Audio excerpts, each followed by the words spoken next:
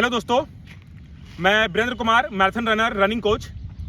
इस वीडियो में आप लोगों को मैं फुट लैंडिंग, जब आप लोग दौड़ते हैं तो हम लोग का पैर किस तरह से जमीन पर पड़ना चाहिए उसके बारे में आपको जानकारी देने के लिए जा रहा हूँ। ये बहुत ही छोटी मिस्टेक है, पर इस मिस्टेक से आपका रनिंग बहुत ही खराब होता है। तो आप ध्यान से देखिएगा मैं क्या दिखाना चाह रहा हूँ। देखिए, जब हम लोग रन करते हैं तो हम लोगों का पैर इस तरह से स्ट्रेट गिरना चाहिए, पर बहुत से लड़कों का क्या होता है कि पैर इस तरह से क्रॉस गिरता है।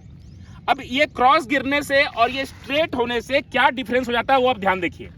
हम लोग अगर क्रॉस इस तरह से हम लोग गिरता है तो देखिए हम लोग का जमीन हम लोग कुछ इस तरह से कवर करते हैं, और यही हम लोग का स्ट्रेट हो जाएगा तो कुछ इस तरह से होता है, तो हम लोग जमीन को कुछ इस तरह से कवर करते हैं। तो आप यहां से ध्यान से देखोगे, इन दो लाइन में मोटा मोटी आपका 1 इंच का गैप है।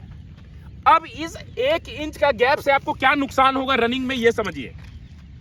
हम लोग जो 1 किलोमीटर रन करते हैं तो उसमें मोटा मोटी 1200 से लेकर 1500 स्टेप होता है।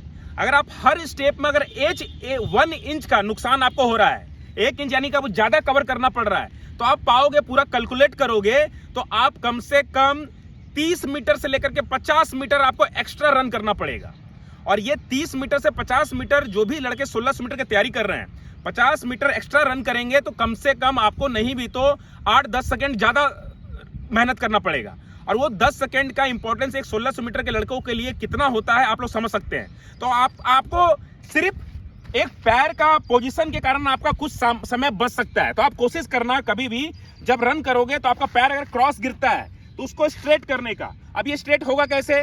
जब आप वॉकिंग करते हैं तो स्ट्रेट चलने की कोशिश कीजिए। जितना स्ट्रेट चलेंगे उतना ही आपको रनिंग में भी वो हैबिट बन जाएगा। तो अगर आप क्रॉस आपका पैर गिरता है तो आप वॉकिंग के टाइम पर स्ट्रेट चलिए, और वही चीज आपका रनिंग में वो कन्वर्ट हो जाएगा।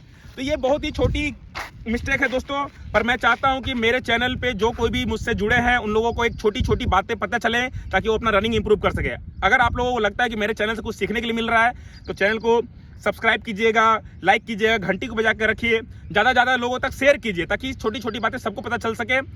और अगर आप लोगों में से जो कोई भी मुझसे ट्रेनिंग लेना चाहते हैं 1600 मीटर का या SSC GD का, तो मुझे इस नंबर पर कॉन्टैक्ट कर सकते हैं। यहाँ तक वीडियो देखने के लिए दोस्तों आपका दिल से धन्यवाद।